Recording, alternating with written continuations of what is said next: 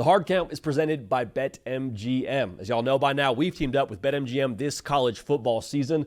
We'll be using their lines to make all our picks, and we'll have special offers for all of you each week. Now, when you join BetMGM, you get access to a variety of parlay selection features like same-game parlays, live betting options, and more. If you haven't signed up yet for BetMGM, use bonus code HARDCOUNT, and you'll get up to $1,500 first bet offer on your first wager with BetMGM. Here's how that works. 1, download the BetMGM app and sign up using bonus code HARDCOUNT. 2, deposit at least $10 and place your first wager on any game. Step 3, you'll receive up to $1,500 in bonus bets if your bet loses. Just make sure you use bonus code HARDCOUNT when you sign up. Let's make this college football season 1 for the books. Let's make it legendary.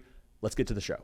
Welcome into the Hard Count presented by BetMGM, the college football show for people who are currently looking for a head coach, and for people who already have a head coach and just are excited to watch the madness that is silly season in the world of college football. It is dark. It's already week 9 of the college football season. About to give you our full predictions for this upcoming slate. Spoiler alert, it's going to be awesome. It is Tuesday, October 21st, 2025, last one on the face of the planet. Quick note on silly season. Do we understand how wild this is about to get? It's going to get weird. It's already weird with the Florida job opening up on Sunday. But let me just throw this at you. What if Auburn opens up? I don't wish it upon Hugh Freeze. I do not, but what if that happens? What if Florida State opens up? I understand they already came out and gave a vote of confidence for Mike Norvel. We're all a little bit reasonable on Monday, aren't we? What happens, though, if they lose to Wake Forest? We'll talk about it later in the show, but what if FSU opens up? And here's the other key piece of this to consider. In modern college football, we've seen when your coach leaves, a little stick of dynamite by your roster. Whole thing could blow up. And these rosters that have already lost head coaches and may lose more head coaches, like the jobs I just told you that may become available, they're not bad rosters without good players on them. Like they're not just losing because they don't have talent. Like they're losing because they can't find a way to finish games. Auburn, heck, I'll say this out loud, LSU, as that discussion seems to get more and more traction across the college football public. Again, I'm not predicting these jobs to become available right now. I'm just saying, this is about to get wild. Double check on your own head coach, because the jobs that are about to become available the jobs that are available right now, they are the caliber of job to where you could see yourself having your head coach stolen because Florida hires them away, or Florida State hires them away, or heck, Penn State. They're in position to take a big swing. Do they hire someone away? I think we should all have our head on a swivel as we move on the rest of this college football season and into silly season. Just enjoy this if you're in position to enjoy it. And if you are not in a position to enjoy it, lock in, buckle up. Going to be a bumpy ride. A name that's been thrown out there for the Florida job already is Lane Kiffin. Lane Kiffin, though, is going to Norman, Oklahoma this upcoming Saturday. Ole Miss going to Oklahoma, the BetMGM game of the week, baby. Oklahoma favored by 4.5 at the crib. All right, Oklahoma, that's the whole point of this thing, man. Protect the crib. You got a gauntlet in front of you. At Tennessee, at Bama, Missouri, LSU. This is the SEC. Heck, you pledged, didn't you? Now, Oklahoma has a rather harsh draw when it comes to their SEC schedule, but this is what you signed up for. When you got that news on your phone during SEC Media Days, hey, Oklahoma, Texas, head to the SEC. This is that stretch that you are now signed up for. Welcome to the party. Take care of home field if you want to make the college football playoff. That starts this weekend, obviously, with Ole Miss rolling in there. Now, for Ole Miss, this is kind of a metal tester, I think, for Coach Kiffin and the boys, because they looked awesome against Georgia. Up 9 in the second half against the Dogs. Are you kidding me? Now, you dropped that game, and that hurts every part of your soul. But if you play that well against Georgia at their place, what else could you accomplish? It's a fair question to ask. But here's the thing. College football is a weird game with a funny-shaped ball, with 18 to 22-year-olds playing the sport. There's a high degree of variance, but there's a lower degree of variance for the elite teams. So Ole Miss, if you want to be an elite team, you reset accordingly. The Georgia game, as good as we played, it sucks to lose. We flush that. We move forward. We play our best ball against Oklahoma. It's going to take your best ball against Oklahoma to win the game. Spoiler alert. Oklahoma, I think they're going to be able to run the football against Ole Miss. I think it'll be more paper cuts than full-on severing off limbs. But what I saw against South Carolina gives me a little bit of hope. Torrey Blaylock, over 100 yards. That's big time for the Sooners. I've been begging for that on this show for a one John Mateer.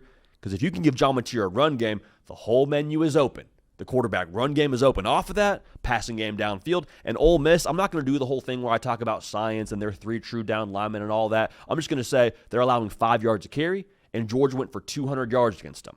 Now, Ole Miss is not Georgia. That's the good news for Ole Miss. Or Oklahoma, rather. It's not Georgia. That's the good news for Ole Miss. However, I still think that with that design quarterback run game, what Gunnar Stockton got you on, John Mateer can get you and then some in that department, which leads me to my next point. I kind of feel like John Mateer is about to have a day and a half against Ole Miss. Now, does that mean they win the football game? We'll talk about it later. But I feel like this is set up kind of like a luxury movie theater, if you catch my drift. You've been to those? It's got the recliner. You got the fine dining food, not just your popcorn, but you can order like a burger. You can order wings. You can get some libations. Like you can really have a time there on top of everything that comes with a movie theater if you go to one of those nice luxury movie theaters. That's what John Mateer has in front of him. He's already a great player. There's already the movie theater atmosphere here for him. You got a good film. You got the popcorn. You got your Slurpee. But to have the recliner of the run game, to have that defense at your back against that Ole Miss offense, like there's a lot here teed up for John Mateer. Also, Lawson Lucky had a day for Georgia at the tight end position. Jaron Kanik, at one point in time, was leading all of college football for receiving yards for a tight end.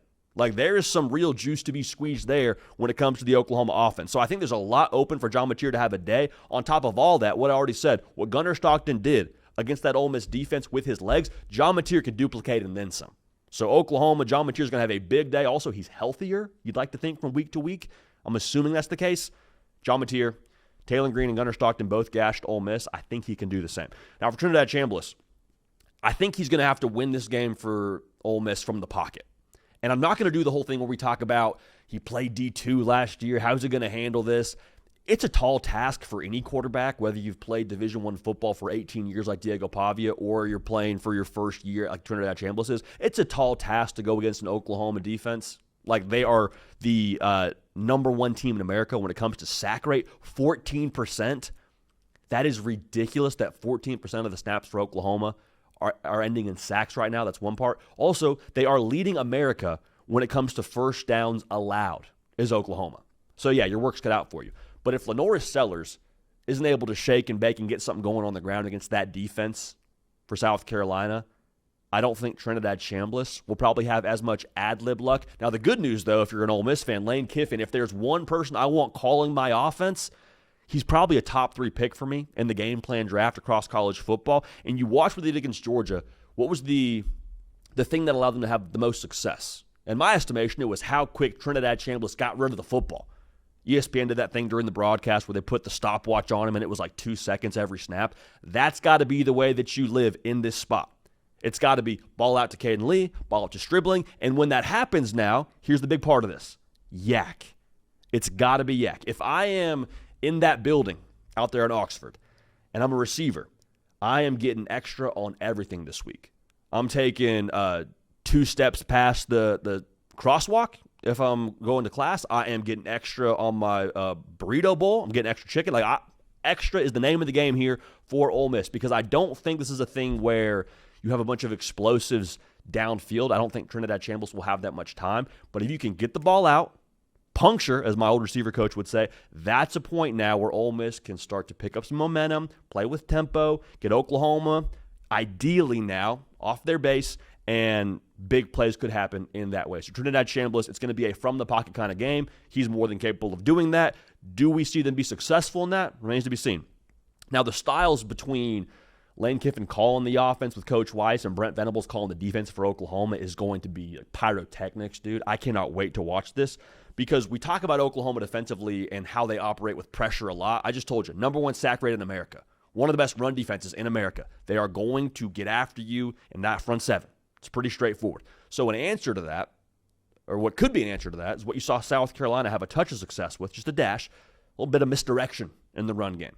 And if you watch Ole Miss play ball, man, you know it is window dressing, it's eye candy. I mean, it's Willy Wonka's chocolate factory when it comes to things to look at pre-snap for that Ole Miss offense.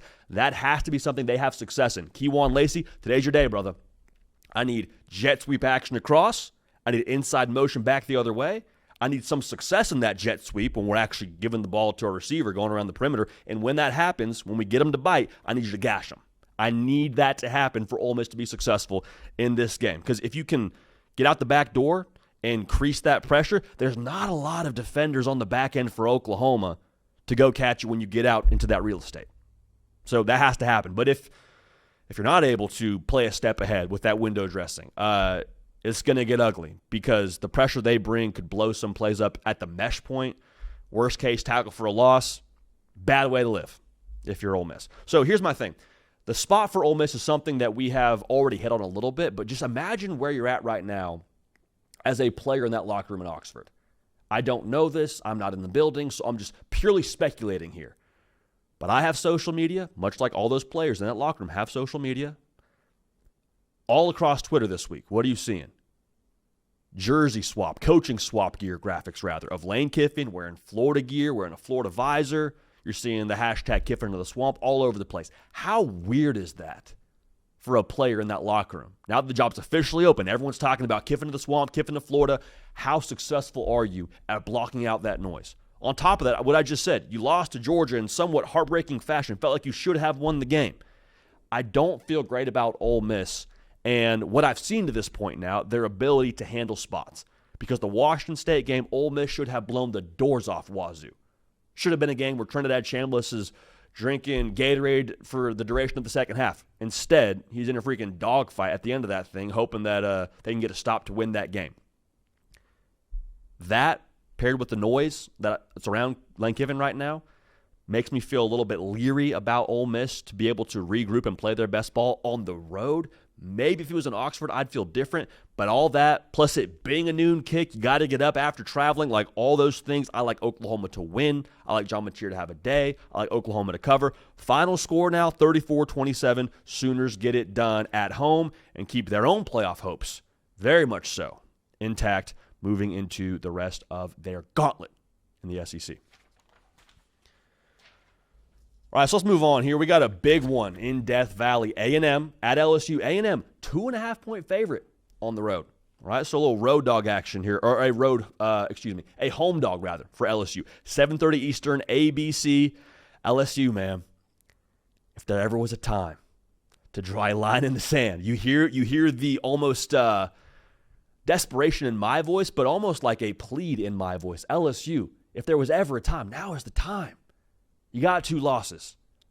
I have to believe seeing Garrett Nussmeier and his emotion after they lost to Vanderbilt, just the sheer disappointment's a light way to put it, just the heartbreak that they felt after leaving Nashville with the loss, knowing they got to win out to make the college football playoff. When this team, before the year, in Atlanta during SEC Media Days, was saying with their chest, we're here to win a national championship. That's why Nuss came back. That's what we're about this year.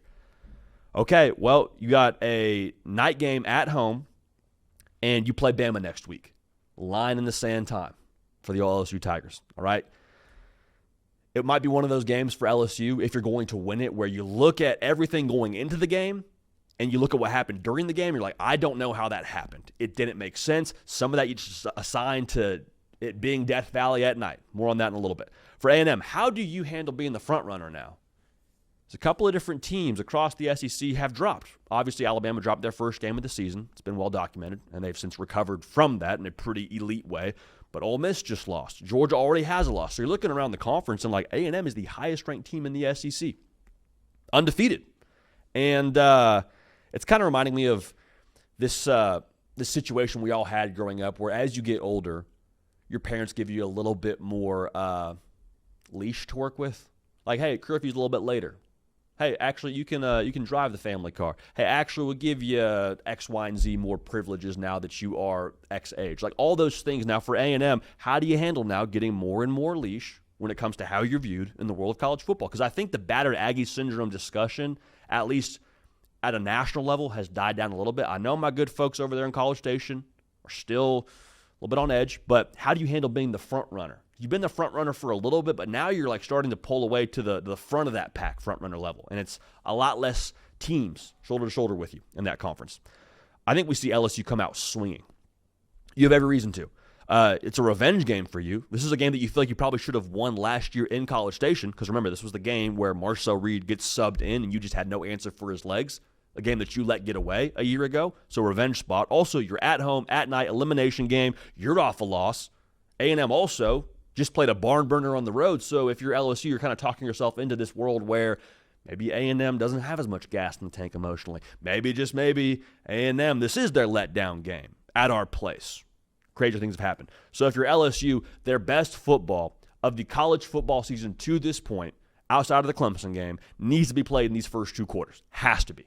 If you start slow and A&M gets to lean on you in the run game, and you're playing from a deficit and you got to throw your way back into it, or you got to find a way to just score your way back into it, I don't love that situation for LSU. So it's got to be a start where LSU gets rolling and plays their best ball. For LSU, can you take advantage of your perceived advantages? Because A&M's a good defense. That is a statement that stands on its own. I think that is factual for most people that watch college football. However, there's a couple of games throughout A&M's season where you can kind of raise an eyebrow and say, that team had a couple of explosives through the air. Okay, I'll look at Arkansas. They had 2 explosives through the air. An explosive, by the way, is a pass over 20 yards. Florida, 4 explosives. Mississippi State, even though they got boat raced in the second half, still had a 44-yard touchdown. So what I'm trying to say is there is opportunity for the ballers on the perimeter for LSU to go get theirs. And that has to be the case in this game. Because I don't think this is a world where you run the football well enough for that to be your approach. I think LSU fans know that. I think Joe Sloan knows that. I think A&M knows that. The run game, while it's maybe gotten a little bit better over the course of the last couple of weeks, it's not enough to make a full meal off of as a game plan. Maybe it's an appetizer. You'd hope it can kind of offset the A&M pass rush a little bit, but if you're going to win this game, your advantage is Trey Green on the outside, Barry and Brown on the outside. The guys that we talked about all preseason as being the difference makers for you. They now have to be the reason that you win this game at home and keep playoff hopes alive. Maybe you need to will this to happen. Maybe you need to scheme this to happen, but this has to happen for LSU to win this game. Now, I, again, would be surprised if we saw a just LSU turn around and hand the ball to Harlem Berry and Caden Durham level of confidence in the offense for the Tigers, because I think A&M up front smells a little bit of blood in the water. Like, if we watched that Vanderbilt game together, we understand that LSU's got problems on the offensive line. And injuries are only making that more of a problem for them here going into this game. I think A&M is pinning their ears back and getting after Garrett Nussmeier. So if I'm Joe Sloan, we got to have those extension of the run game pass plays dialed up. You know what I'm saying? Quick perimeter throw to Green. Quick perimeter throw to Barry and Brown. Like, get the ball out of Nuss's hands quick. Because if Garrett Nussmeier, no matter how healthy you think he is or isn't, if he's out there having to ad-lib, that's not his game. That's not going to be a way that LSU wins this football game. Straight up. You got to win pre-snap here if you're Joe Sloan and company. And A&M, you got to lock up pre-snap, which is a pretty cliche, straight-up thing to say. But legitimately, if LSU can't get the play started on the perimeter and that front seven of yours gets to go hunt the quarterback, it's going to be a long day at the office for LSU. It's going to be a very quiet Death Valley. It's going to be a good ride back to College Station for everyone out there wearing maroon. Promise you that. If I'm A&M, though, on the offensive side, I'm watching what Vandy did on offense. I'm saying, okay, let's dial that up. Because as good as Vandy is running the football, and as well as they performed running the football against LSU, I'm like, man, I think Reuben Owens would start for Vanderbilt tomorrow. I think that a lot of our offensive line could probably hold their own for Vanderbilt tomorrow. And it's not knocking Vanderbilt. It's just speaking to the caliber of personnel that A&M's recruited over the course of the last couple of seasons. I think that for Marcel Reed and his legs, that will define how effective the run game is for A&M. Again, I think it's effective, but I think the 1 through 10 value you assign to the effectiveness of A&M's run game. If you can add in the Marcel Reed element here too, and it's not just Reuben Owens inside zone, and it's not just Amari Daniels downhill, if you can also do the read option stuff and the design quarterback run game stuff with Marcel Reed, and you also have to deal with that if you're LSU, I think that's a very, very tough task for LSU in that front seven. Because then what happens? The new part of A&M's offense this year is got a little bit of that explosive element here. Craver downfield, Concepcion downfield, Bethel Roman downfield. That's a lot to keep track of. And so if we can't take care of that in the run game, if we're LSU, for the second week in a row now, A&M can do way more through the air than Vanderbilt did, explosives-wise. And that's how things get quiet early in Death Valley. So again, run the football early, explosives downfield. I don't love the way that shakes out for the Tigers. But I already referred to it once in this prediction segment. Do we see some Death Valley magic? I don't know. I mean, Brian Kelly's pretty good at night at home when it comes to his overall record as the head coach at LSU. Kind of has a last stand feel to it, doesn't it, if you're an LSU fan? Bama next week, I don't know, man. That's kind of how it feels. A&M, I keep saying this, feels like an out-of-gas potential moment for them. Played Arkansas down to the wire. Had a couple of down-to-the-wire games this year for A&M. I don't know. Here's my problem. I'm the guy that sat here and ate a Popeye sandwich picking LSU to win the national championship. I'm the guy that a week ago on Wednesday said LSU's still making the college football playoff, baby. Circle the wagons, the Bayou Bengals go get a win in Nashville, and then it looked how it looked against Vanderbilt. And so you hear it in my voice. You see me on the YouTube video right now on the show. If you're watching, you see my eyes big trying to find a reason to believe in LSU. But guess what? I don't know what I'm hanging on to here hope-wise, man. I don't know. I didn't see anything in Nashville that gave me confidence in that offensive line being able to hold serve against A&M. I didn't see anything from A&M against Arkansas offensively that would make me think they're going to slow down.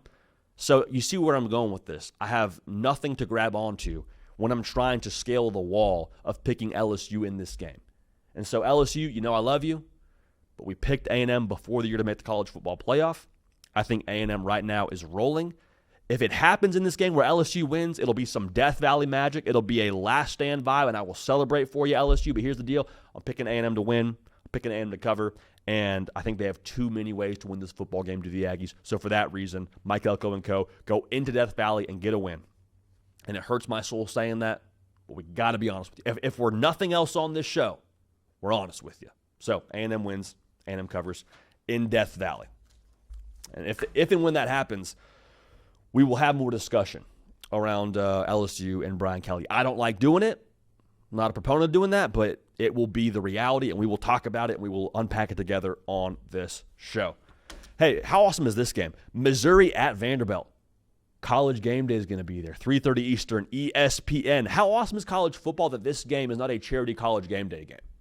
You know what I'm saying? Like, we've seen game day go to different places throughout its history, and it's kind of one of those weeks where things are a little bit more calm across the slate. There's not as many like big-time matchups that are the obvious game day selection when they would go somewhere that's more of like, again, a charity, quote-unquote, college game day. Like they went to Penn many years ago, and that's a charity college game day. This is like, no, college game day should be there. This is two teams with one loss. There's college football playoff implications. Yes, for Vanderbilt. Yes, for Missouri. So that's going to be awesome. Vanderbilt, this is what you wanted, right? You've been asking for respect. You've been asking for a spotlight, and you've gotten that this season. Also, you've earned that. So this is your chance, if you're Vanderbilt, to have a lot more eyeballs watching you than you've already had at this point in the year. I think there's some folks that may or may not be living under their rock. They'll be out watching this one and see Diego Pavia.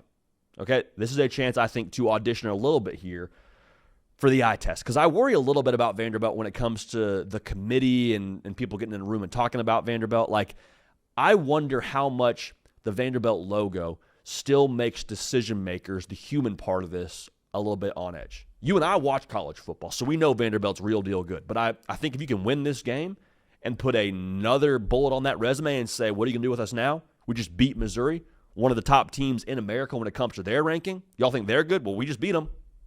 This is the opportunity here for Vanderbilt to turn all that noise down and turn their own noise up, rather. Vandy, we turn. Shout out Pavia. For Missouri, this is a chance to go take some respect yourself, too. Like, if you win this game, all you got to do to make the playoff, go 3-1. A&M, Mississippi State, at Oklahoma, at Arkansas. 3-1 in that stretch gets you in the playoff.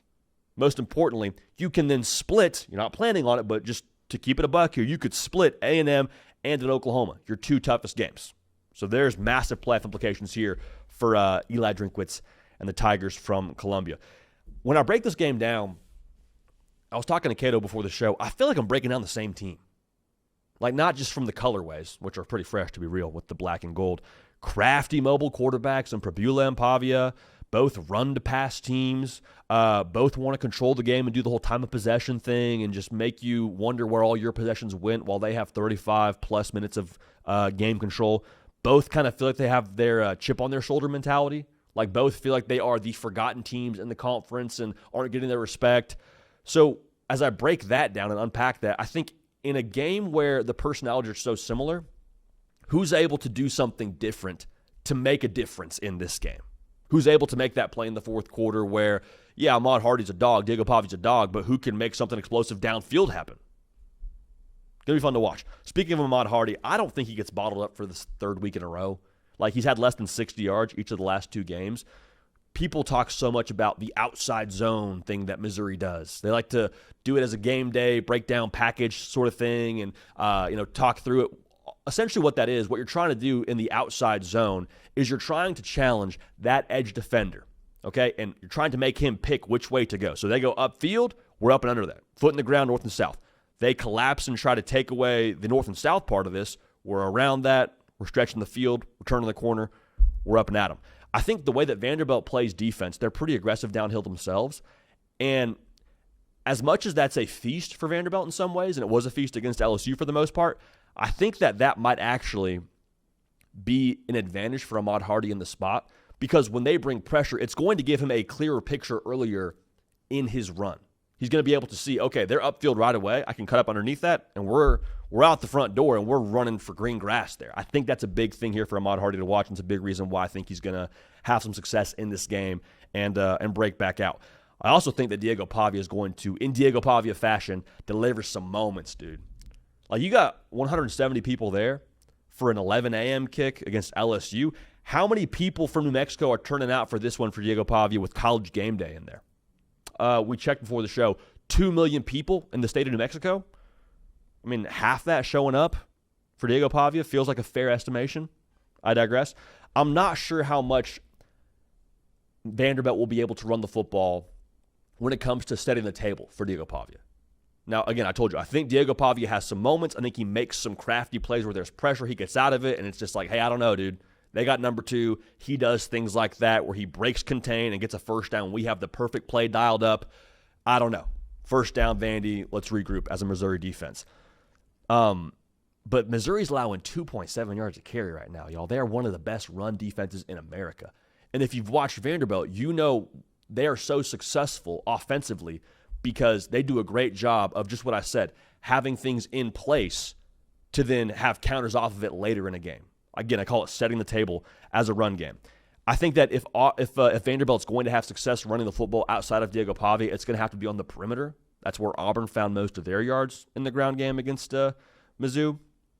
So I wonder a little bit how that whole thing's going to go. Again, I don't think you totally just like take away the run game for Vanderbilt, but is it there at the level to which you can win this football game?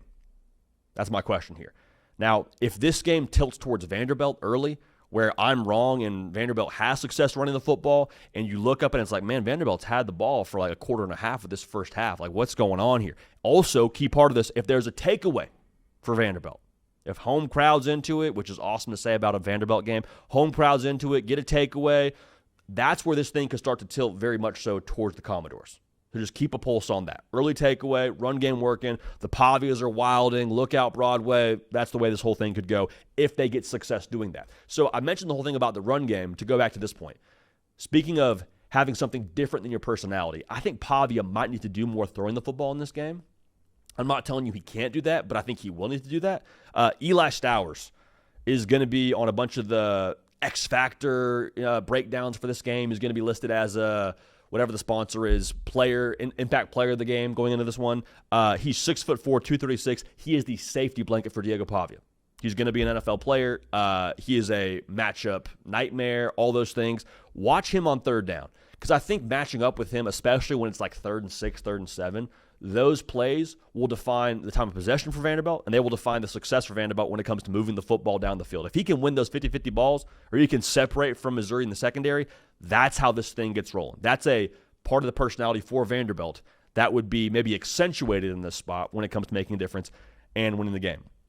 So here's my thing with Missouri. I told you I like Ahmad Hardy. I like Bo Perbula too, and I think he's maybe going to be under-talked about in this game because all the auctions go into Diego Pavia, and deservedly so.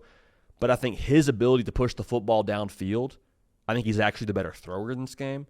And on top of that, I think Missouri has more multiple ways to attack the Vanderbilt secondary. Now, Vandy's good on the back end too. They're not bad on the back end, but I think when you talk about the big body tight end for them, Norfleet, you talk about what they can do with Coleman, you talk about Johnson, there's like explosiveness plus the ability to have those possession receivers that can puncture any zone. Like, I think that ultimately the ways for Missouri to win outside of a couple of turnovers going Vandy's way, it's just too much for me to account for in this spot. So I'll take Missouri to roll into Nashville, get their respect. I think that they win and cover. Final score 27-24. The Tigers get it done with everyone watching, and their playoff hopes now, you see where I'm going with this, their playoff hopes are very much so alive. So Eli Drinkwitz postgame will probably be an awesome press conference there as well, which I cannot wait for. Hey, speaking of Eli Drinkwitz, I took to Twitter yesterday and cut a clip from our reaction of Billy Napier being fired, and I said, hey, listen, I think Eli Drinkwitz checks some boxes. And the Florida fans were not happy about that at all. So I want to just kind of re-rack this conversation and talk about who could be the next head coach at Florida. I want to do that with our very own two-time All-Sun Belt safety, alley runner extraordinaire, your mama's favorite producer, and also, I hate to say this is going to hurt a lot of people's feelings, your girlfriend's favorite producer, Caden Smith. Caden, what's up, baby? How we doing? Flattered. I'm doing flattered after that intro. You look good, man. I'm not going to lie to you. You keep leveling it up. You know me. When it gets cold, I can put the comfy clothes on. The wardrobe gets opened up a little bit more. So I'm excited for our audience to continue to see the fits I'll be throwing. The trick plays, man. From here up. The fits I'll be throwing. Yeah, that's good stuff. More fits than a newborn. I don't know how to regroup from that. I got 3 categories, kid, I want to throw your way. Ooh. And then I want to hear where you fall on this. Okay. There is the call and make them say no category. Yes. It's Marcus Freeman. Yeah. It's Marcus Freeman. If you can get him away from Notre Dame, more power to you. That dude's it factor behind that logo with those resources. People were talking about what you can't do at Notre Dame and saying, well, it's a tough place to recruit to because of academic standards, and you got to go out of the SEC to get to, SEC country rather, to get to South Bend. And all he's done is recruit and win and be a culture builder, something that Florida would be ridiculous to not at least give that dude a call. So you call and you make Marcus Freeman say no. Yeah, I think he's like the top end. Like we'll probably see more jobs open up here, and I'm curious how many people just try to throw themselves at Marcus Freeman, for lack of a better word. I think he gets a Kirk Cignetti kind of extension here soon to where they try to lock him up. Because you mentioned how hard it is to make it work at Notre Dame and how unique of a place it is. And I think Marcus has just done that with such flying colors, bringing them to a national championship game last year where people didn't really expect it, and now making that the expectation and building on that.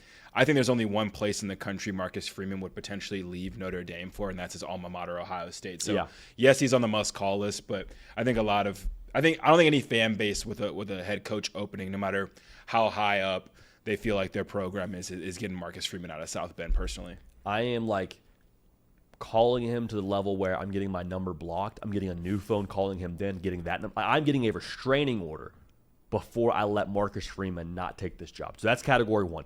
Second category is suspect number 1 and who the fans want. And I get this. I think this maybe got misconstrued yesterday. I get that Florida wants Lane Kiffin. I understand. I would want Lane Kiffin if I was a Florida fan. He'd be awesome there. If you could make it work, which is the big caveat there, if you will give him the keys and let him operate your program, he'd be great. Why? Because he's done more with less at Ole Miss. He's been phenomenal. Also, I get the personality match. Andy Staples had an all-time quote. He's like, Florida wants a coach that's going to talk crap, wear a visor, and score points. That's Lane Kiffin to a T. He would be a perfect fit. But here's my thing. The perfect fit part of this gets disrupted, Cato, when you're a little bit more high maintenance if you're Florida. And this is just my perception of things. So I'm not telling you I know everything going on in Gainesville, but here's my perception. I don't think you get to be high maintenance and also hire Lane Kiffin. I think you hire Lane Kiffin, you turn the keys over 110%. People are saying, well, JD, but Steve Spurrier, he's essentially Kiffin, he's reincarnated Lane Kiffin, right? And it's like, well, yeah, but Twitter wasn't a thing in 1990. It is now. There's a lot more noise that comes with what your head coach says in modern college football. Also, Cato, are we sure we have him leaving Ole Miss?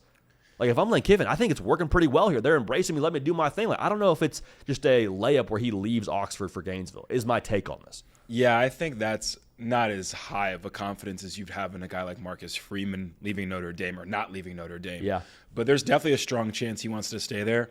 I know you and me both watched the Lane Kiffin documentary that came out recently. So good. And I can't tell if that makes me feel like he's going to stay at Ole Miss more or less to all right, part 2 of this doc now is going to be his career at Florida and what he does after this, kind of after what he's done being a young prodigy coach and making his way all the way up to where he has Ole Miss now competing at the top end of the SEC.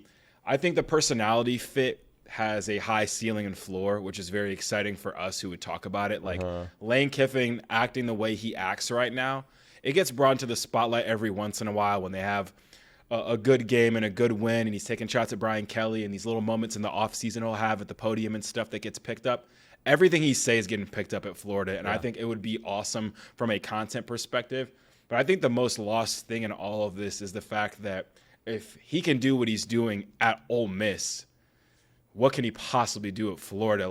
I think the ceiling's endless from that perspective as far as bringing someone who knows this conference. Like the SEC plug-and play in here, and just given the resources he has in his backyard in Florida, like if he can get these guys from the portal to come to Oxford, what can he do at Florida? So I think that's like the missing key here, and that's why I think he's the top guy over everything, is that we've seen him do it at a smaller scale within the SEC at a program that is not traditionally nearly, quite frankly, as prominent, no championship, like the same level as Florida. So I think that's what makes him the most attractive to me personally, is what he's done at Ole Miss. Getting that to translate to Florida should be super, super easy. And yeah, he loves it at Ole Miss though. So he seems to have his roots there. His kids really go to school there and love it. Like, it'll be interesting to see how he plays that, but I think he's the kind of guy you could almost give an offer he can't refuse and make him leave Ole Miss, I think, especially compared to a Marcus Freeman. And that's, I think, maybe we got lost in the sauce a little bit when we were breaking this down yesterday. I think Lane Kiffin could be awesome at Florida. I don't doubt that if you committed to the Lane Kiffin experience, it could be phenomenal. He's proven he can win at Ole Miss, like you just said. He's doing it through the portal at Ole Miss. If he can recruit the state of Florida, and he has that kind of firepower behind him, like what can't he accomplish? I don't question if Florida wants Lane Kiffin. I do question a little bit, would Lane Kiffin leave Ole Miss? But my real question lies in, okay, if we get down the road here, and let's just say that, not that the roster blows up in Gainesville, but let's just say that the roster maybe needs a touch of work, which I think Lane Kiffin could very much so account for with what he does through the portal. I wonder if Florida, if it takes a second out there and you're sitting there with Lane Kiffin and maybe he's saying things at press conferences that rub you a funny way at Florida, or you're feeling a little bit of some type of way about how he operates on Twitter, like I think that in itself to me is where I'm like, I don't know if we're going to be hands-off enough to make this flourish how it maybe could flourish. So on paper, I get it, but that's the thing where I get that they could want each other, and I know Florida wants him, but that's the part where I wonder the success of it all. That's like what it hinges on for me, Cato. Yeah, I think honestly after watching his documentary, it kind of changed my perspective of Lane, and I just think he is more equipped to deal with that than most coaches. Like, this is a dude who got handed the keys to NFL teams and college teams in his 20s and has had to learn how to deal with all of the possible off-the-field drama and relationships with the media and donors and his ADs and the owner of the Raiders. Like, there's so many different characters he's had to work with over the years that I feel like anything that gets thrown his way off the field at Florida will just roll right off his back, and he'll be good to roll with the punches for sure. He won't take anything too personally. Like, I think he's uniquely equipped for this job. Again, like I said before, being in the SEC.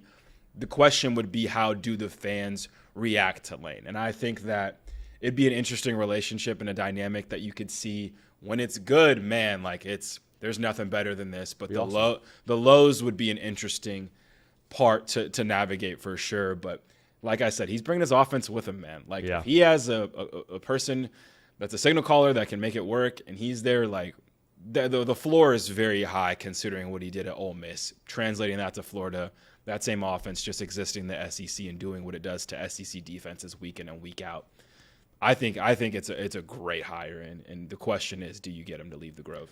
It'd be a home run. Like the parade for Lane Kiffin when he gets hired in Gainesville would be off the charts. Also, the discussion around who their quarterback is next year would be a fun one to have. Is Lagway the guy next year? Does he bring Austin Simmons with him? I think it's it's a short-term play, but like I think we are over here bracing ourselves in the month of October about what the offseason is going to look like with all the coaching dominoes. The player dominoes that will come with the coaches is going to just make it even more interesting when it comes to the portal. I think Lane Kiffin's the kind of guy that could get DJ Lagway to stay at Florida. And I think there's some other coaches who might be like defensive-minded, maybe not as much of a track record with the quarterback position specifically and success there, that GJ just walks. I think a guy like Lane Kiffin comes in, and all of a sudden it makes it a lot more interesting for a DJ Lagway to stay. and it just makes the program, quite frankly, a lot more interesting as well. So 100%. I support it, man. 100%. I think that in itself would be a home run. So I'm not questioning, do they want him? I'm questioning a little bit, does he want them? But if he goes there and you commit to Lane Kiffin, you can win national championships. I want that on the record. Now, here's the thing, Kato. In this coaching carousel world we live in right now, I've compared this before when it comes to finding a head coach, but I want to say it again. Coaching searches in college football are very similar to murder mysteries. It's very rarely, in my estimation, the number one suspect. It's very rarely the wife who killed her husband for the insurance money. It's a lot of the time the butler standing there in the hallway with a candlelight that had motive, that never liked the husband to begin with, and so therefore he did what he had to do. That person, to me, the butler of this whole thing, that I think Florida, just personally, who I think they will get based on my reservations around Lane Kiffin leaving Oxford, Eli Drinkwitz makes a lot of sense. I do. I mean, I think the way he's recruited at Florida, or at Missouri, rather, the way he would recruit the state of Florida, he's done more with less at Missouri. I really like the personality, dude. And I know you've played for him, so I want to give you a chance to speak to just what he is like as a head coach. But I think the fire he brings, the personality that Florida hasn't had there, not to knock Billy Napier, but you got to switch it up whenever you fire a head coach personality-wise. I think Drinkwitz brings a lot of those things. I think he would want the job based on the rumblings from what I've heard. I believe Andy Staples said as much on their show yesterday and reacting with Ari Wasserman to the firing of Billy Napier. Drinkwitz makes a lot of sense to me. And so I think if you're not getting Kiffin, he would check a lot of the boxes that I would want for this next head coach in Gainesville. You played for him. What do you think? Yeah, so I think when you do dynasty mode in the college football video game, you can have like different archetypes for your coaches, recruiter, tactician, whatever it is. There's one that's program builder, and from my firsthand experience with Drinkwitz, he's a program builder. Like what he did on and off the field for App State in his 1 year there, just elevating us as a program, was second to none. I mean, he just, from the little things to the big things, different uniform combinations, which obviously result in more attention on social media and recruits and all of that stuff. The recruiting got elevated a ton. Little things as far as like the body wash we were using in the showers. I know that sounds weird, but like he talked to all of the players, everyone in the building, and was like, what needs to be better from the top down? And he took care of all that stuff, practice equipment, top down, just absolute rebuild of a program that didn't necessarily needed to be rebuilt. So it sounds like I'm giving like Florida's not a program that needs to be rebuilt. You know, like they just need someone in there to capitalize on what they have already from a brand, from a history, from a location thing. And App State was the same way. This is a team that won multiple conference championships. We didn't need someone to go in there and reinvent the wheel. But then all of a sudden someone does that, and the next thing you know, you're breaking through your ceiling that you had before. So his skill set might be best used for a program that needs to rebuild. Like I could see him just turning around some programs across the country like that with just the way he operates. The question is, can he bring the best out of Florida with that? And he was also an excellent play caller. The next thing you know, I see he's giving up the play calling duties to Kirby Moore. I'm like, wow, like Drink's a great play caller. Why would he do that? And the offense is still humming. So it's like, okay, this dude's making all the right moves off the field. The hires, the recruiting, out the portal, like everything. So I think he would be great for Florida as far as him being able to get the most out of little areas and give them a bunch of little edges that they might not have.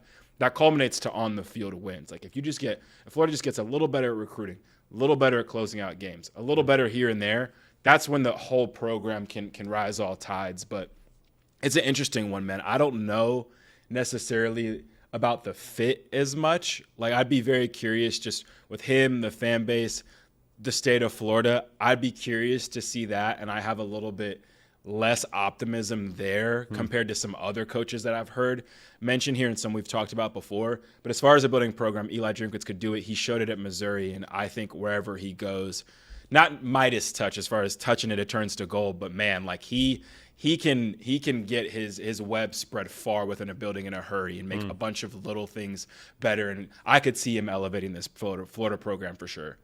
I like it, man. Good body wash out there in Gainesville now. You can go find the best, I'd have to imagine. So, I mean, maybe that turns the tide. Any other thoughts here, Kato, before we move along? I know we're rocking and rolling here. Any other names that you want out there? We're riffing. Anybody else that just top of mind, hey, just go ahead and throw this guy in there? Yeah, so last thing I want to say about Drink, The question is, has he reached his ceiling at Missouri as far as what they can do? Like, they haven't necessarily reached heights that Florida hasn't reached since being in the SEC, and kind of the same with Lane Kiffin, honestly. But I think, like, that's another concern, too. Is this the max out of what he can do at the SEC level? If you give him some more resources, does he take him to another level? That's a question. Why is James Franklin not being mentioned for this job? Like, I think the biggest concern, similar to a coach drink, is the personality. Like, you just talk about James Franklin's personality. Right or wrong, it can rub some fans the wrong way. I could see if things go bad in Gainesville, it could rub them the wrong way. But Florida's goal is to get back to championship level football. And with the expanded playoff now, and it going to continue to expand, and James Franklin's resume, like, this is the guy who notoriously at Penn State, if the playoff had been expanded before, would have been a notorious, just perennial playoff guy. Like, we saw it last year. They won 2 playoff games very quietly. He is a 10-win maven, and that's what he does. If you're Florida, the root of your issue is that. And I think when you look at all of the resumes, even with everyone we just mentioned in this segment, no one's resume, win-loss, is better than James Franklin. Why not bring James Franklin in, see if he can continue to do what he did at Penn State? And then you have a new problem. Like, even if you make, like, now all of a sudden you're making the playoff every year, and your question is, can you break through to a national championship before even having to, before in this Billy Napier era, question if you can make it there? Like, I think he's a guy that can get you there. And then the other one I have written down is Kenny Dillingham. If you want to just go the complete opposite and you want to win big games, you just saw what Kenny Dillingham did this weekend. Like, he is a guy who has outkicked his coverage on the field, turned Arizona State around like that. Unprobable win guy, week in and week out in the SEC. I think this is a guy that, like, just him coaching against you, his guys versus your guys. He's a young coach. He brings a ton of energy. I think he'd be someone I would at least interview and think would low-key be an excellent fit. Can you get him to leave his alma mater? I don't know. I think Florida can give him an offer that would make him strongly consider it. Yeah. But I think as far as a fit goes, I think he would actually fit the Florida program a lot better than some people are saying. The Dillingham splash effect there. Like, I wonder if the Gator fans would hear James Franklin as their head coach and they just associate it with underachieving relative to what Penn State's been asking for. Yeah. Even though I think he's a good hire in the sense of, like, what you just said, wins 10 games every year. And he's out there like the second most winning coach at Penn State behind Joe Paterno, who coached forever. Makes a lot of sense. Kenny Dillingham, though, I think excitement, I think activation, I think play calling, I think offense, I think cool. And I think that would be something that maybe it's not Lane Kiffin, but if you're not getting Kiffin, Dillingham, in terms of buying the upside, I could get behind that. I get behind that. So it'll be a fun plot to track, man. It'll be a very fun plot to track. No, it'll be fun. I had to go with 2 polar opposites as my I love it, though, candidates. dude. So I'm just curious what they want. I think the more this coaching search comes out, the more we'll find what they want, and we'll get closer to that. But there's just a lot of different styles now, and I think in NIL era, there are so many directions you can go now with this style of coaching. It's those little things that matter. I'm not ruling out Tim Tebow as the celebrity head coach to keep things going. Hey, leader of men, recruiting in the living room, hire a good offensive and defensive coordinator, and let him just give pregame speeches and decide to go for it on 4th down or not. Just cut hype we'll videos. See. We'll just see. Cut hype videos. I'll get the last laugh in the celebrity head coach theory I have. We'll see. It. I'm here for it, brother. I'm here for it. Kato, good stuff as always, man. We'll track that one. So again, in the comment section, let us know your thoughts on this one. Who you got? Outside, make this maybe this prompt. Outside of Lane Kiffin, because I know that is the number one choice for the good folks in Gainesville. I understand all that. Outside of Lane Kiffin, if it's not him, who you want? Gator fans, let us know. Let's move right along here in our predictions, man. Alabama at South Carolina.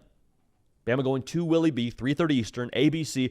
Bama favored by 13.5, according to BetMGM. Interesting. South Carolina hasn't been there that you envisioned when you signed up for this 2025 experience. I understand that.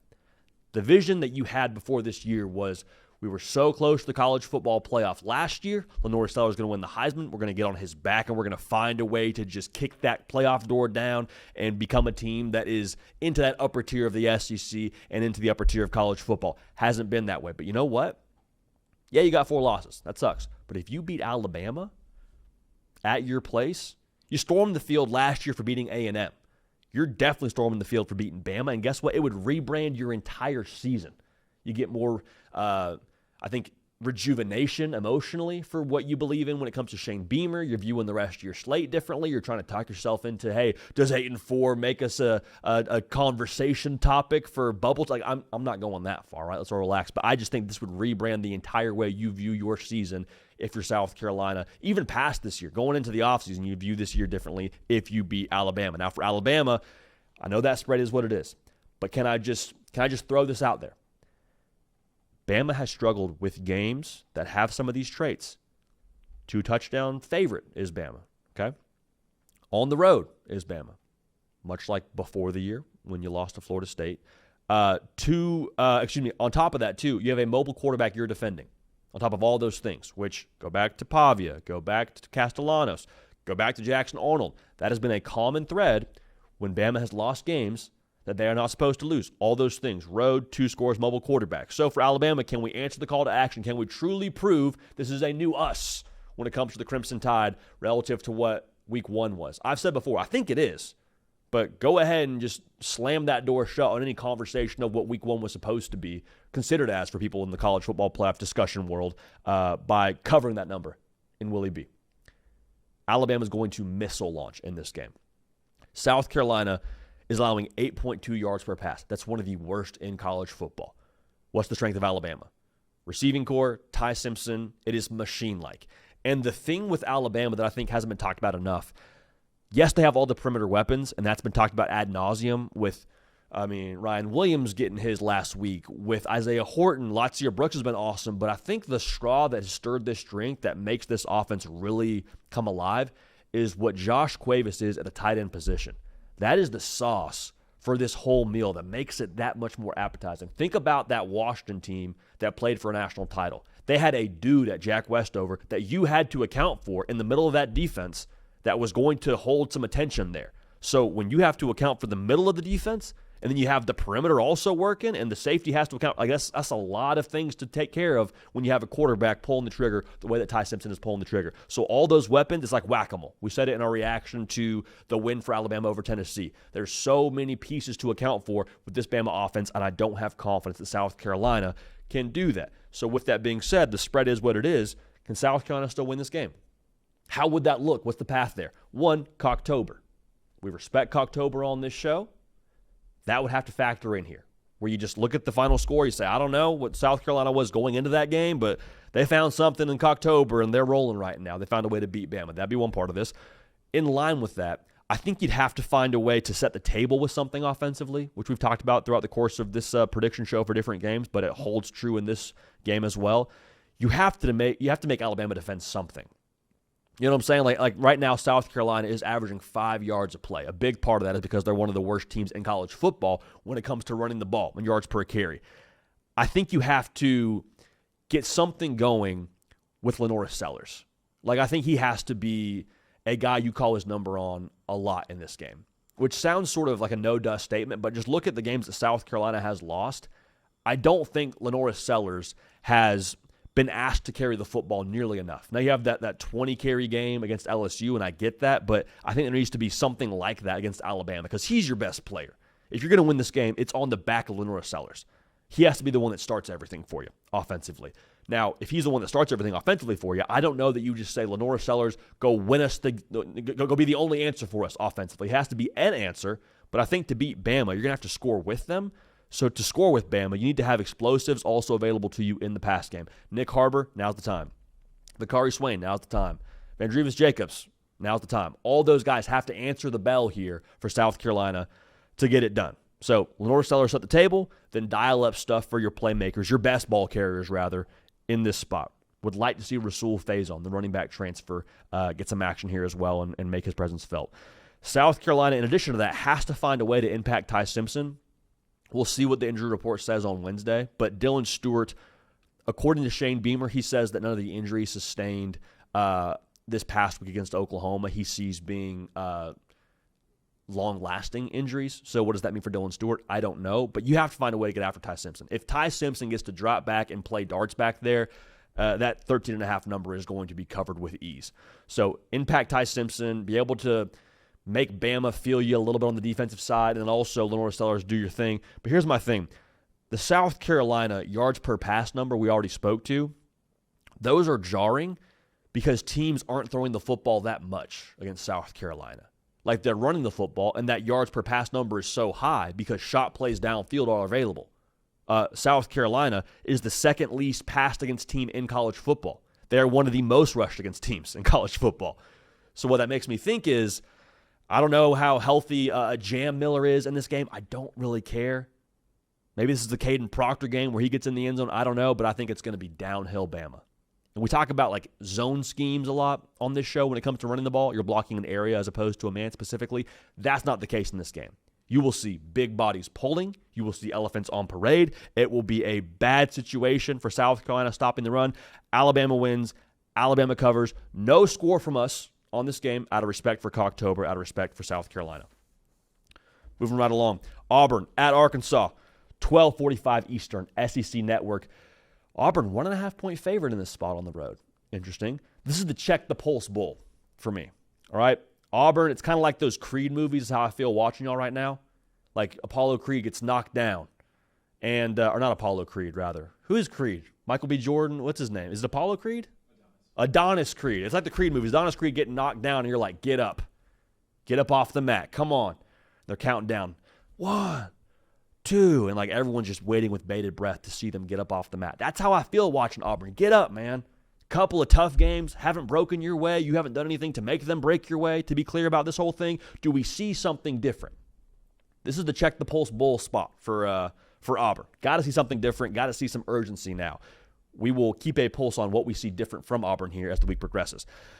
Arkansas, you've played 2 ranked teams to a score the last 2 weeks. Tennessee's no slouch. I don't care what that number next to their name says. Like, that's a team that can beat a lot of those teams ranked ahead of them. Then A&M's the number 3 ranked team in college football. You played them to 3 points last week. Arkansas, like, let's go get over the hump here, man. I like a lot of what Arkansas has here personality-wise, too, because their head coach is already fired. There's no pressure on Arkansas to keep their head coach's job. Maybe if you want to get Bobby Petrino the job in general in Fayetteville, I guess there's pressure. But, like, Arkansas is playing with reckless abandon, and I think that's a dangerous thing for Auburn. I also think Taylor Green gets his on the ground. Now, what does that mean in this game, effect-wise? It could mean Taylor Green goes for, call it 75, 80 yards rushing, but Arkansas scores 14 points because those 75 to 80 yards rushing is Taylor Green running for his life all afternoon, and it's just a thing where it looks nice in the box score but doesn't really hurt Auburn. Or it could be what we saw against A&M where Taylor Green gets his on the ground, and A&M has to account for that, and Big Omega Blake gets open downfield and he gets to eat. It is not a coincidence that Taylor Green had 7 yards a carry against A&M and Omega Blake had over 100 yards receiving. Those 2 things are attached at the hip. So that creates strain for Auburn if they're not able to account for Taylor Green's legs effectively and could get him beat, honestly, in this spot. Now, Auburn, you're going to be able to run the football. That's good news. You probably already knew that going into this game, but just to clarify for you, Arkansas allowing 5 yards a carry, that's not my question. Because you're going to probably have to answer scores here to some respect with what that Arkansas offense is rolling with. Can we just be timely throwing the football? I've given up asking for the aerial show. I've given up. I'm not asking for it. It's not my place to ask for that anymore. Can we find a way, though, when those safeties roll down and when we're down by 7 because Taylor Green just did something cool and scored a touchdown and we got to answer, can we find a way to push the ball deep to Eric Singleton? Cam Coleman, great game last week and over 100 yards receiving. Can we recreate that and just be timely to where we can score points and answer here in this spot? Help the defense out. I promise you. It's been a tough year if you're an Auburn defender because you're out there playing one of the best brands of football, I think, in the SEC, if not the country, when it comes to what you are on the defensive side. Help the defense out. I promise you won't regret it. Promise you won't regret it. Give them a little bit of leverage. Let them play with a lead. Now, here's the thing that I'm also looking at that might decide the game. Maybe this is the whole thing to break down if you're trying to bet this or pick this or whatever. This is a true test of will for Auburn. Look at what Arkansas has in that backfield. They have 2 running backs. One by the name of Mike Washington, who's 6'2", 223, who had a day against A&M. Another by the name of Braylon Russell, who's 6'1", 238. Arkansas does not negotiate with you with how they run the ball. It is north-south. It is downhill. It is 1, maybe 2 pullers. They're testing your will when it comes to defending the run. Are you able to show up for 4 quarters with Arkansas taking a baseball bat to your face and continue to answer the call? That is the question. Because for Auburn, you played a couple close games. Are you saying we're so close, let's push through this here? we're in a mode where we got to go win out to feel like we had a successful season to get to 8 wins? Or is it a thing where, woe is me, we haven't caught the breaks, we're so close, I'm looking at the portal if I'm in that locker room at Auburn, I don't like how this is going? If that's the case, you're not going to meet the physical challenge. And you have to meet the physical challenge with those two backs toting the mail. So it would make all the sense, quite frankly, if Arkansas won this game. All the sense in the world. I just told you, there's no pressure. They're not playing with a hot seat talk around their head coach. Got a mobile quarterback in Taylon Green who can beat you for sure with what he's done throughout the course of the season. You've been close the last 2 weeks against better teams, has Arkansas. Makes all the sense in the world if they're going to win this game. They're at home. So I say all that, but I look at Auburn, I'm like, dude, they need this so bad. Like, I wouldn't want to stand between a hungry man and his last meal. And this could be the last meal for Auburn in the context of this season. Like, if you're going to go win 8 games, you have to win out. And this is one of those games you had circled before the year as a win if you're an Auburn fan. You got to find a way to get this done. I know it's on the road. I know the last couple of weeks have been heartbreakers, but you got to circle the wagons here. So for the sheer desperation of this, I will pick Auburn to win. I think it's by a field goal. I think it is dramatic. I think we find Auburn in a spot where we're sitting here on Sunday saying, I don't know if it changes the way you think about their season, but they found a way. They found a way in the Check the Pulse Bowl to get it done. Final score, Tigers 24, Razorbacks 21. Moving right along, Michigan going to East Lansing to play Michigan State for the Paul Bunyan Trophy. Paul Bunyan now, notably, kind of had a stranglehold on college football rivalry games with his mentioning in different games across the Big Ten. Another conversation for another time. 7:30 Eastern, NBC. Michigan State, been a tough year, man. Vibes have not been great for the old folks in Sparty country. But you know what might cheer you up a little bit? What might turn that frown upside down? You go crush some dreams. And crushing dreams is always a good pick-me up, but you get to crush your rivals' dreams of making the college football playoff, handing them their 3rd loss. Again, tough year, but that might just salvage the emotions around East Lansing for the better part of the next week plus. Michigan, you're on track to go play Ohio State with 2 losses. And if you beat Ohio State, which Michigan folks have made a habit of expecting now across the last couple of seasons, you're in the college football playoff. 10-2 Big Ten team is not getting left out. Now, there's been a lot of just great stuff by college football Twitter. For those of y'all that are dialed in over there, I know a lot of y'all that watch this show are pretty well acquainted with what's going on in college football social media these days, pertaining to a one Sharon Moore and what AI has dressed him up in. If you have no idea what I'm talking about, last week, going into the Washington game, Sharon Moore goes to his weekly press conference wearing a mechanic shirt with a name tag on it, and the whole point behind that was he was preaching to his team, hey, we got to be blue collar this week, fellas. And so this week, in his press conference, he showed up in the exact same shirt, said, I guess that whole thing worked last week at my press conference. We won't change a good thing. But college football social media, going back to my point here, has utilized the tool that is AI to put Sharon Moore in a bunch of different professional get-ups and then put a slogan or a quote that hasn't actually happened next to him and saying, I told our team we got to be X, Y, and Z, and it's relative to his costume that AI has put him in. So for me, I'm saying if I'm Sharon Moore, if I'm doing this via AI and I'm putting him in a different outfit, I'm putting Sharon Moore in a little tank top action for running. I'd put him in some running shoes, maybe give him a water bottle and some gels that those runners use. Kind of taste gross, but use them for endurance. And putting the quote next to him, I told our team, it's a marathon. Got to keep going. We can't get tired. We can't stop. We got to just keep on going here and stay the course and keep pace. That's what this game is all about for Michigan. I understand that Ohio State's going to be there at the end of the year. I understand it was a big win against Washington. You got to stay the course. Got to keep the pace. It's a rivalry game, and weird things happen in rivalry games. That spread is what it is for a reason, but weird things happen in rivalry games. Now for Michigan, the formula that you had last week against Washington is the formula that I would look to utilize here, which is control of the line of scrimmage offensively equals the opportunity to be creative downfield, and being creative equals explosives. Remember last week, Jordan Marshall gets the nod over Justice Haynes, who wasn't dressed out for that game, and he was rolling, man. 5 yards of carry. I mean, they were just doing whatever they wanted on the ground. But off of that, you saw Chip Lindsey get a little bit cheeky and dial up a little bit of misdirection in the back end, a little bit of play action, and they were able to hit some pass plays downfield once they got that working. That same kind of formula should be in play here, because here's the thing with Michigan State. They're not great against the run. They're not. I mean, you look at the game against Indiana, and they started out in too high from a safety's perspective, and they got gashed for 5 yards of carry in that game. A lot of those came in the first half. So that's happening. And Indiana says, okay, well, we're going to keep running the ball against you, Michigan State, if you don't figure it out. So Indiana, in the second half, goes out there, and they're playing a one-high look against Michigan State. Michigan State says, we're not going to let you run the football like that. We're going to be much better against the run.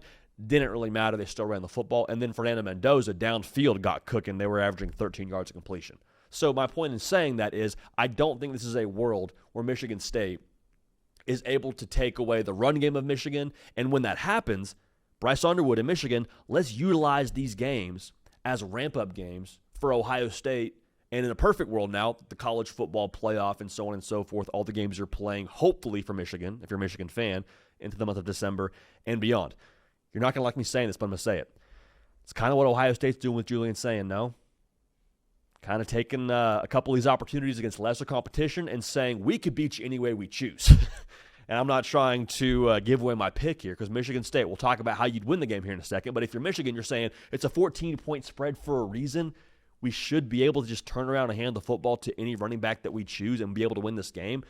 But that's not the point for Michigan here. It's just beating Michigan State. The point is, can you beat Michigan State and then be better positioned to beat Ohio State when you play them? I think it's pretty fair to say out loud, beating Ohio State means you probably would feel good about having Bryce Underwood all the way ramped up for that game. Having Bryce Underwood ramped up for that game will be better positioned if you can do it in this game against Michigan State.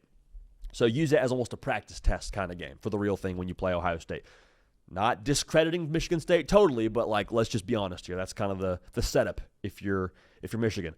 But again, it's a rivalry game. Weird things happen in rivalry games. If you have watched college football the entire season, you know it's been a wacky year. So it wouldn't be the most absurd thing in the world if Michigan State were to find a way to pull this off.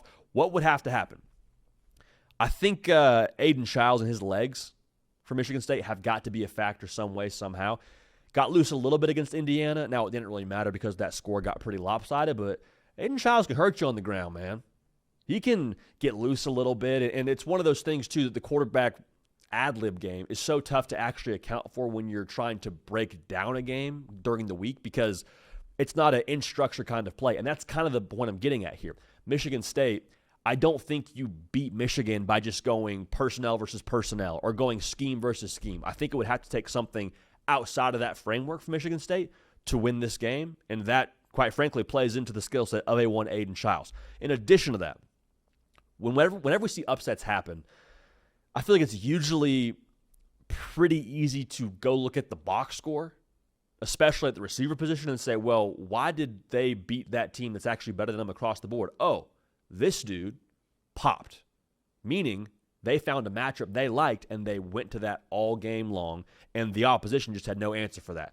To me, the guy that I'd look at for this game to be the answer, or the matchup, rather, that Michigan State could expose if it's there, is A1 Nick Marsh. Nick Marsh, 6'3", 203, had 7 catches each of the last 2 games, had a good day at the office against Indiana. That's a guy who can real deal play now. And the most gettable part of Michigan's defense, on paper at least, go ask USC, is that secondary. So Aiden Childs' mobility, making some plays off script. Nick Marsh, maybe he's just the guy they don't have an answer for, and that's how you stay in this game. Maybe that's how you win this game.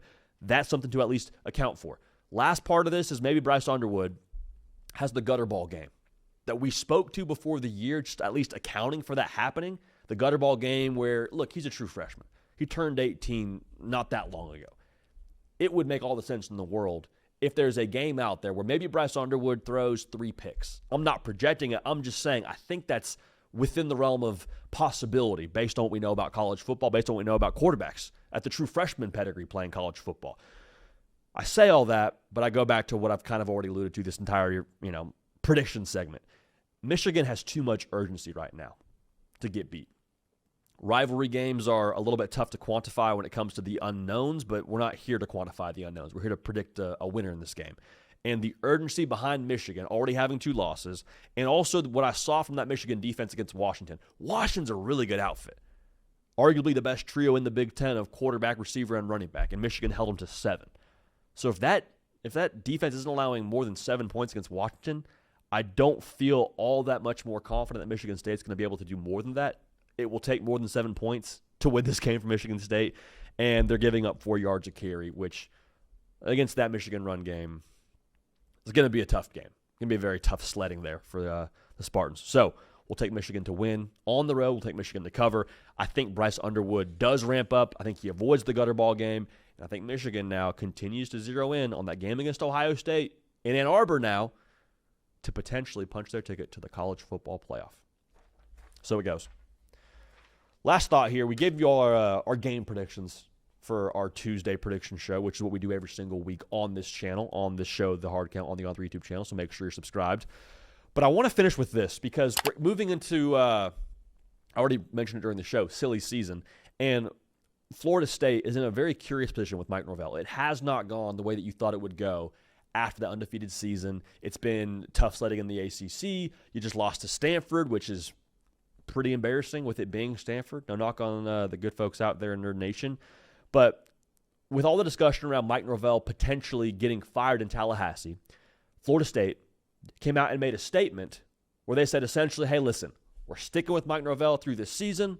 We'll reevaluate after the season. But Mike Norvel, we're behind you until the end of the season. Then we'll talk about it and we'll figure things out. We'll kind of take inventory. This doesn't smell right to me. It doesn't. And I appreciate the fact that they came out and made the statement. I think it probably helps quiet noise down around your team. You would hope it makes Mike Norvel feel a little bit more confident that he's not looking over his shoulder every single weekend, which is a good thing when you're trying to coach winning football in a somewhat winnable conference here in the ACC. But here's the deal, man. I'm not buying this. I'm not buying this in the sense that I don't think that they're just straight up lying, but I think we're all a lot more reasonable on Monday than we are on Sunday. Isn't that pretty fair to say? Like Saturday, the emotions of the game are running hot. If you played a night game, they run hot into Sunday morning. Right around 5 p.m. on Sunday is when we sort of take a deep breath, we exhale, we look forward to the next week, and then by Monday, we're much more reasonable. The emotions have sort of dialed back a little bit. Notice, though, when do head coaches typically get fired throughout the course of a week? Sunday. Okay, so I understand. I don't think they're lying here, but I'm just saying now, you can tell me that you're behind Mike Norvel. Do you still feel that way if you lose to Wake Forest after this bye week? I don't think so. I don't think so. I'm not telling you to make a move, but what I am saying is as other big jobs open up, like Florida, we're all watching Auburn. I hate to say it out loud, but we're watching LSU. Penn State's open. Do you really, as your Florida State sitting there, thinking you may not have your right head coach, want to get behind those schools that are going to probably more than likely be after coaches that you're after? I don't think that's a good idea. And I think that the good people at Florida State know that's not a good idea. And I like Mike Norvel. I root for him openly. But here's the thing. It's Florida State. You don't have to settle for mediocrity. You don't have to settle for 6 and whatever. Like, you can be a team that legitimately contends for not just the ACC, but like college football playoff and beyond every single year. The fact that we're even talking about the Mike Norvel buyout, north of $50 million, plus hiring a new coach, which would put you at a sum of right around $100 million all in with firing Mike Norvel and bringing in a new coach, like that speaks to the resource power of Florida State. The fact that we're talking about this speaks to the prowess of that place. Besides the logo, the tradition, the pageantry, all the things that come with a place like Florida State. You don't have to settle right now, Florida State. And so this isn't me lobbying to fire Mike Norvel, but I think when we look at like the way this equation adds up, if you see things continuing to hurtle down a negative trend, why would you sit through the rest of the season and say, no, we got to see till the end of the year? I appreciate the statement, but I'm not buying this. I'm not buying this is 100% the case here. If Florida State goes out and loses to Wake, and they lose to Clemson, then they lose to Virginia Tech, like we're going to just say, okay, nope, I understand that the body's cold, but we're going to just keep on waiting until this thing finishes the season because we said we'd finish the season, and we want to make sure we honor that statement. I don't think that's 100% the case. So I don't think they're lying, but I think that you lose to Wake Forest, this conversation becomes a little bit different, and we're looking at Florida State potentially being an open job before the year ends. All right, so it's morbid, it's unfortunate. Don't root for it, but it's kind of the world we're living in right now in college football. As these jobs open up, other big jobs that will be after your potential candidates here, I don't think you want to risk falling behind the 8 ball because Florida, they started their search already. Penn State started their search already. Not to mention Arkansas, not to mention Virginia Tech. It is what it is, man. It's unfortunate, but it is where we are right now in college football, and Florida State can and will, I believe, get better one way or another with Mike Norvel or potentially here without him. So we appreciate y'all making the show what it is, man. Great Week 8 slate behind us. Week 9 on the horizon. College game day coming to Nashville. Our predictions are now yours to have, to hold, to react to. Get at us in the comment section. Let me know who you think Florida is going to hire for the next head coach. Let me know where you think we picked incorrectly, as y'all have been very generous in doing. We appreciate that. But make sure you're subscribed to the channel. If you're dialed in via podcast and you're enjoying us that way, make sure you subscribe to that feed. But we appreciate y'all again making this show one of the most enjoyable experiences of our lifetime. I don't think I'm saying too much there. For Kato on the ones and twos, for myself, Judy PicKell, we appreciate y'all. We love y'all. We will keep this party rolling. We will see y'all.